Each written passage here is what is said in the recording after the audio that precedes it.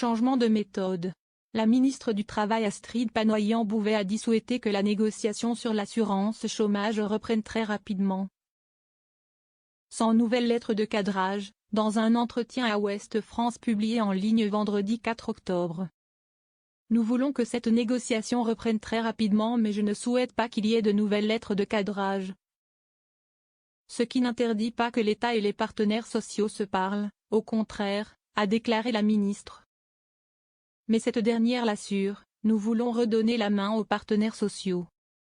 L'accord signé par 3 organisations syndicales en novembre 2023, qui n'avait pas été agréé par l'ancien gouvernement car il manquait des éléments, en particulier sur les règles de l'assurance chômage pour les seniors, va servir de base de discussion, a-t-elle ajouté.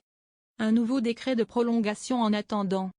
L'ancien gouvernement avait prévu une réforme de l'assurance chômage pour durcir les conditions d'accès et les règles d'indemnisation. S'attirant la colère des 8 confédérations syndicales, CFDT, CGT, FO, CFICGC, CFTC, UNSA, Solidaire et FSU, qui dénonçaient la réforme la plus inutile, la plus injuste et la plus violente jamais vue. Mais celle-ci a finalement été suspendue au soir du premier tour des législatives.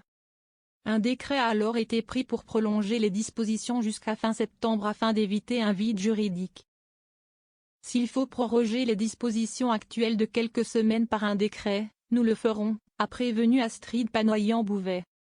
Le Premier ministre Michel Barnier a redonné, dans sa déclaration de politique générale, la main aux syndicats et au patronat pour négocier sur notre système d'indemnisation du chômage ainsi que sur l'emploi des seniors. Enterrant ainsi dans sa forme actuelle la réforme de ce régime prévue par le gouvernement Attal. Il a demandé que cette négociation s'ouvre dès les prochaines semaines. Alors que les règles actuelles d'indemnisation des demandeurs d'emploi prendront fin le 31 octobre. La ministre du Travail a par ailleurs affirmé que l'allocation de solidarité spécifique ne sera pas supprimée.